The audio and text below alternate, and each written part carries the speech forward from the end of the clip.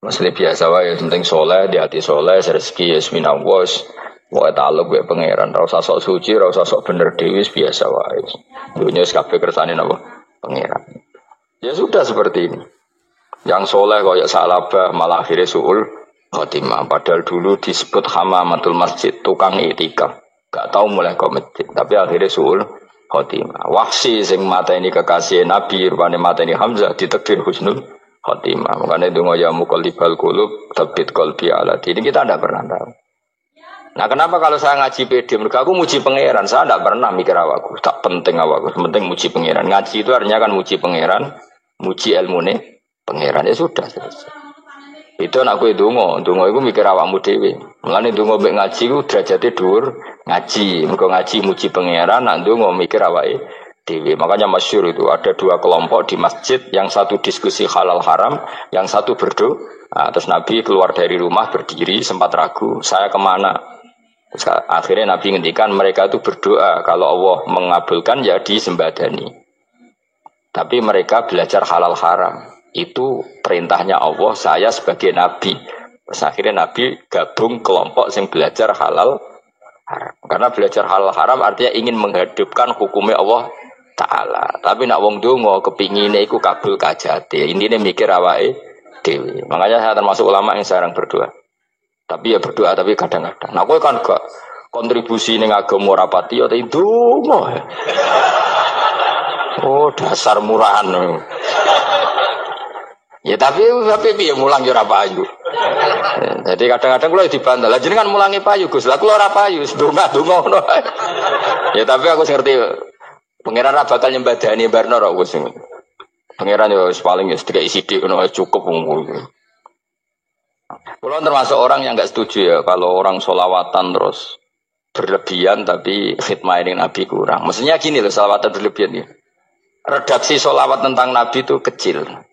Bukan sholawat jumlahnya enggak. Redaksi tentang Nabi itu kecil. Sementara tentang keinginannya itu saya tidak suka. Saya suka sholawatan itu ya yang nyifati Nabi banyak. Kemudian keinginannya kecil. Itu bagus. Kayak Ihya itu, kayak Ihya Abdul Hasan Asadili itu. Kalau dongo itu jaluke mbok swidik paling baris paling terakhir. Misalnya gini, nahmaduka ya man huwa la ilaha illa anta arrahmanur rahim itu langsung in sampai nyifati Allah itu 99. Buar ngono nganti berkuras-kuras. Lagi terakhir mau jaluk dongo sithik. Nah kowe kan enggak muni muji Allah mau basa-basi tok. Alhamdulillahirabbil alamin wassalatu wassalamu ala Muhammadin. Kok nggo syarat tok. Baru Allahumma inna nas'aluka nganti telung lari. Telung halaman. Tapi pas uji pangeran, alhamdulillahirabbil alamin wassalatu wassalamu ala Muhammadin. Bariku terus donga njaluk mapan, tolak buala. Yo opo wae. Mana jare pangeran, muji kekasihku suwidik dongane kecangkeman. Lah saya tuh gak suka jenis itu. Harusnya sholawatnya itu yang panjang. Maksudnya nyifati Nabi yang panjang. Baru mintanya sedikit. Itu bagus itu. Di akhlak. Makanya saya di antara sholawat yang senang itu sholawatnya Habib Ali Al-Habsyi yang arang Simtudur. Itu kalau beliau baca sholawat itu sholatan yattasilu biha ruhul musolli alaihi bi. Bayam basitu fi qalbi sirru nuri ta'alluqi bi wa hubbi. Wa yuktabu biha bi inayatillahi ta'ala fi hisbi. Jadi dia baca sholawat itu, ya Allah berikan sholawat kepada kekasihmu Muhammad. Dengan sholawat ini rohnya saya, musolli itu rohnya saya yang membaca sholawat bisa sambung dengan rohnya Rasulullah. Dan setelah sambung saya terhitung sebagai orang yang mencintai Rasulullah. Dan saya berharap dari cinta itu saya tertulis sebagai umatnya. Nah, aku kan enggak mau sholawat itu mau, saya termasuk orang yang enggak saya loh ya. Tapi ya tetap baik dibanding nganggo primbon ya satu sholawatan ya. Tapi boleh punya etika lah dengan Rasulullah itu. Boleh kalau dongo nyifati Nabi yang banyak, ya baru keinginan. Kan banyak tuh sholawat yang seperti yang saya misalnya di kitabnya Sayyid Muhammad ada. Allahumma sholli ala sayyidina Muhammad nuri kalam alladzi. Wah nyifati Nabi itu sampai panjang lebar baru menceritakan hajat. Kalau kamu kan enggak nyifati Nabi basa-basi, mau sidik kan. Malah kadang orang misalnya ala Muhammad. Kok ala Muhammad muni Sayyidina aja disoal. Baru kudungannya apa? Panjang. Saya termasuk yang enggak setuju. Karena itu menurut saya kurang etika. Makanya Rasulullah itu kalau berdoa, kalau sudah nyifati Allah, coba tak beri satu contoh saja. Doanya Nabi. Alhamdulillah hamdan yuwafi ni'amahu wa yukafi'u mazidah ya Rabbana lakal hamdu kama yanbaghi li jalali wajhika 'azimi sultanik la nuhsi tsana'an 'alaika anta kama asnaita 'ala nafsik. Itu sudah berapa itu nyifatinya? Itu belum doanya tuh. Nah, kamu kan enggak Allahumma alhamdulillah rabbil alamin Allahumma ya Allah di hajati wes gremeng itu seramutu tenan. Jangan gak bakat wali. Nah, cara kula iku sisen ngono. Kula yo sering ngamini dongane wong ngono, tapi ning atiku amin itu maksudnya amin barno mawon Gusti. Dadi aku amin tapi amin ku barno mawon Gusti. Wong ora jelas ngono betul. Jadi aku muni amin tapi amin barno maksudnya. Ya Allah barno amin ngono maksudnya.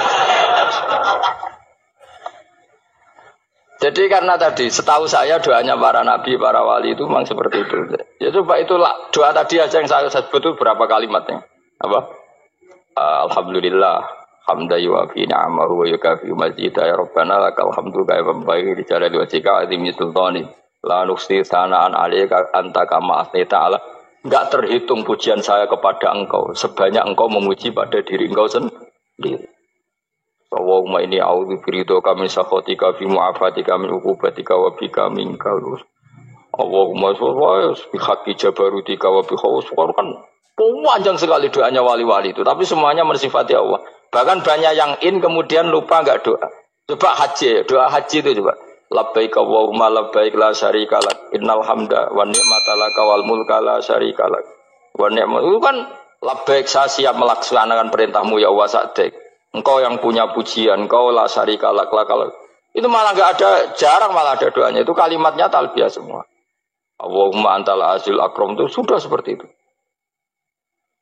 Karena tadi al-mu'min yashghaluhu sana 'ala Allah min ayyakuna li nafsihi dzakiran. Mukmin sejati adalah sibuk memuja Allah sampai lupa jatah dirinya sendiri. Nah, kowe kan gak mujine Allah basa-basi, dongane tenan. Itu jadi makhluk aneh, itu jadi hubungan mbek pangeran itu wong aneh. Ya tapi jan ra bakat wali ngono iku dadine ngono iku. Ya tok ngono kok mari wali kakean malah gak elit. Jadi tapi saya mohon itu di sholawat itu usahakan jumlah paling enggak jumlah sholawatnya banyak, doanya sedikit. Paling enggak misalnya kamu tidak punya kalimat yang apa baik ya maca sholawat ping 100 itu gak ada salah biar gue iling-ilingan apa. Kita menyebut kekasihnya Allah lebih banyak ketimbang kita menyebut hajat kita sendiri ya gitulah, paling enggak punya etika seperti itu ya. Kalau kamu enggak punya segot-segot sing keren, bacalah sholawat berapa? 100 terus cerita awam Gusti utang kula kathah. Mengke ra jawab wis roh.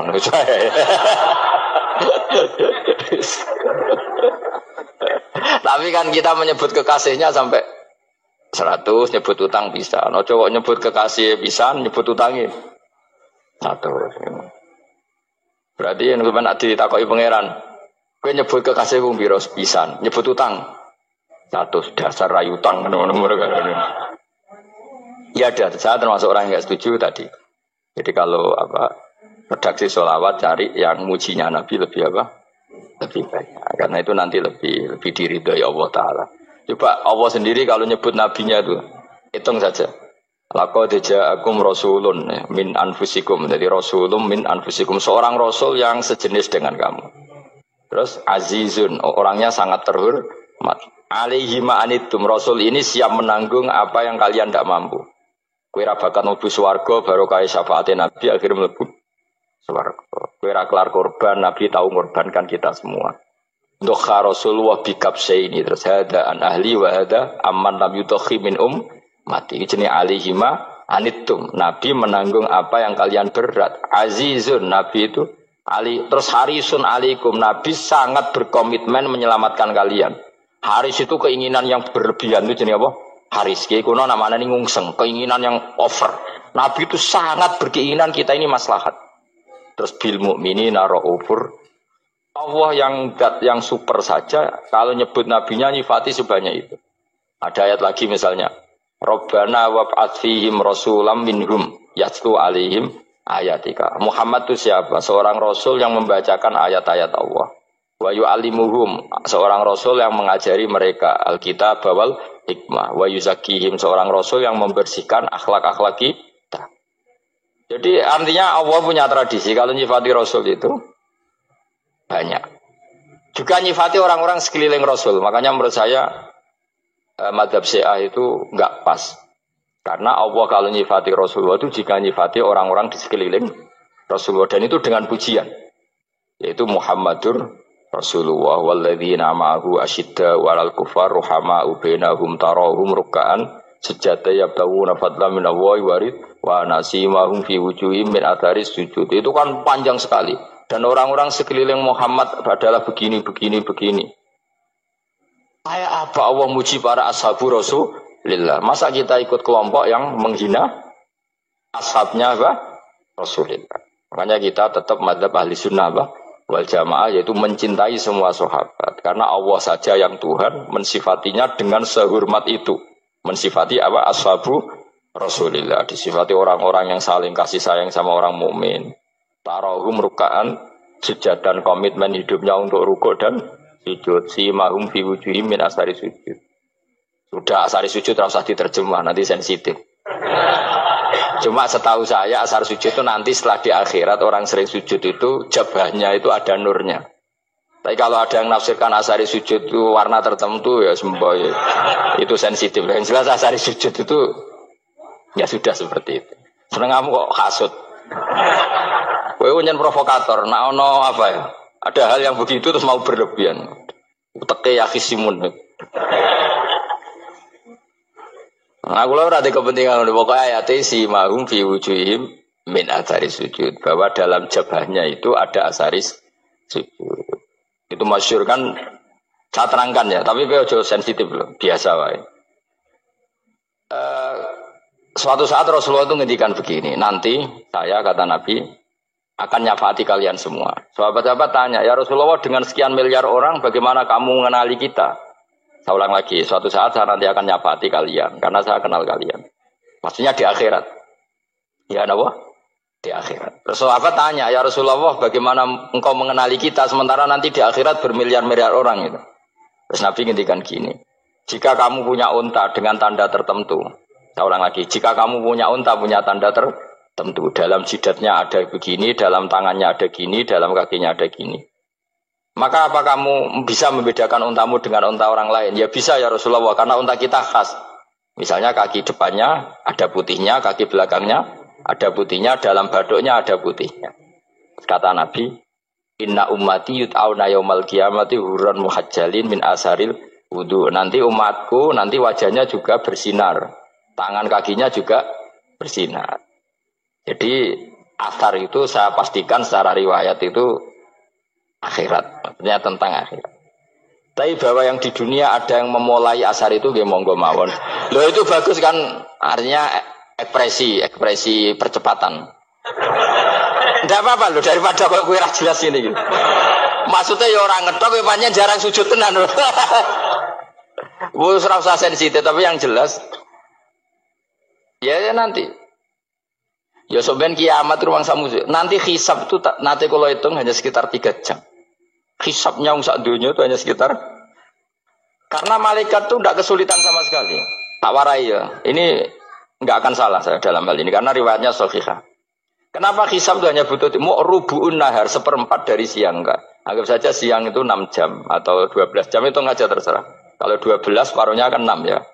Seperti 1/4-nya berarti 3. Itu gini. Jadi nanti di mahsyar itu kan yauma tabyaddu wujuh wa taswaddu wujuh. Yaudah yang kafir itu kelap, hilang. Wajahnya, tubuhnya semuanya gelap. Yang mukmin itu semuanya terang. Jadi sudah yang tabyaddu wujuh wa taswaddu wujuh otomatis terus nyingkap. Terus pergerakannya itu delala yang tabyaddu wujuh itu ke kanan, yang taswaddu wujuh ke kiri. Maka kamu jangan punya sinar yang kelap-kelip. Nanti kena bego yang karena gak jelas tadi. Maka kamu harus sinarnya yang sejelas-jelasnya. Hurran muhajjalin min asaril. Bila perlu nur kamu sampai menembus langit saat itu. Makanya ketika orang mukmin sudah nurnya ada di muka, ada di tangan, masih ngendikan Rabbana atmim lana Nurona karena takut masih kena bigo tadi. Karena kalau hanya wudhu tok, sikil tok kan, bayangkan di miliaran orang kan bisa agak kelihatan. Tapi kalau nurnya sampai nembus langit kan, itu siapa kok nurnya sampai, kan malaikat langsung tahu. Makanya hafal Quran, alim kan insya Allah nurnya itu. Sama zaman itu masih berdoa, Rabbana atmim lana, sempurnakan nur kami. Karena nanti identifikasi malaikat berdasar tadi, kalau ada nur berarti diletakkan ashabal yamin, kalau nggak ada nur, ashabal shimal. Nah malaikat yang dibawa bigo itu kira-kira detail nggak? Dugaan saya kalau kelap-kelip pasti kena simal. Wah ini partai kiri mesti kan. Pemenang yang wudune mau dulit sirah tok sidik. Karena anak mazhab Syafi'i. Sebetulnya meskipun itu sebaiknya kalau basuh sirah itu kabeh ben ora kelap. Mana aneh pepesan terus dulat-dulit tok. Mau iku soben ya itu. Kelap-kelip. Ya sudah ya. Setelah itu kata ngendikane pangeran yu'raful mujrimuna bisimahum fayukhadu bin nawasi wal aqdam. Orang-orang pendosa kelihatan maka diletakkan di kiri. Nah sama yang orang-orang baik simahum fi wujuhim min asari. Jadi ayat itu jelas tentang akhirat. Tapi kira usah terus provokasi. Seneng kamu kok ya khisimun. Maksudnya provokator gitu. Jadi nanti yang mukmin jelas nurnya. Lah nur ini nanti dengan kadar iman kamu, perilaku kamu. Ada yang kelap-kelip, ada yang... Nah yang kelap-kelip ini yang kena bigo itu tadi. Nanti setelah kena bigo ikut ashabis simal, yang kelap-kelip disortir lagi. Malaikat yang bagian detail kan ada nanti. Nah ini terus ditubir neraka. Yang kafir benar-benar neraka, yang ini ditubir neraka. Nah, itu nanti ini yang ngel-ngelok Kanjeng Nabi digoleki ya ini itu. Mana sakit Kanjeng Nabi, mana ono kiai soleh darani, nah iso soleh dewi sakit Nabi, mereka terus goleki ndi umatku sing kelip-kelip itu. Dicari di syafaat. Ya, imma langsung dituruti Allah, wa imma diumbasik ning neraka. Ya terserah rencanamu piye kon aku kowe.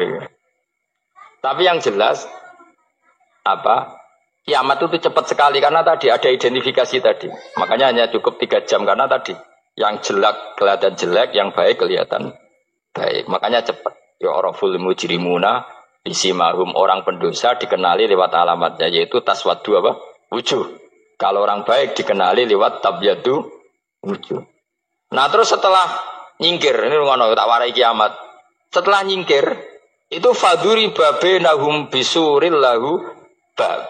Setelah tersingkir tadi terus lalu ada pintu penghalang, pintu pemisah.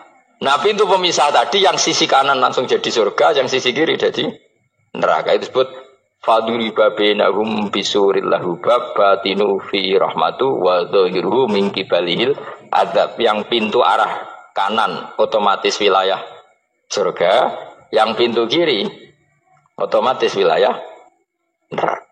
Nah problemnya ketika penutupan pintu itu dah yang kelap-kelip itu katut kemana ini yang makanya kamu jangan malok partai yang apa kelap-kelip yang nggak jelas itu koalisi kemana ya. Kalau partai besar kan iso nyalon presiden, partai kecil ini kan ikut mana ini kan sing sak ngisore 1%, 2% ini kan repot. Loh, coba misalnya nur kamu 2%, berarti gelap kamu kan 98%. Kira-kira malaikat mengkategorikan kemana coba? Ayo jawab. Gelap. Loh, kode semangat. Padahal itu bagian dari kamu. Kalau satu tubuh itu sinarnya hanya 2%. Kira-kira kategorinya itu partai gelap, partai terang. Kode semangat kok ya dulu. Berarti kegaruk kemana? Kiri. Tapi bisa saja malaikat cara berpikir gini. Tapi kok ada cahayanya ya? Padahal kata Allah, yang bercahaya ashabul yamin.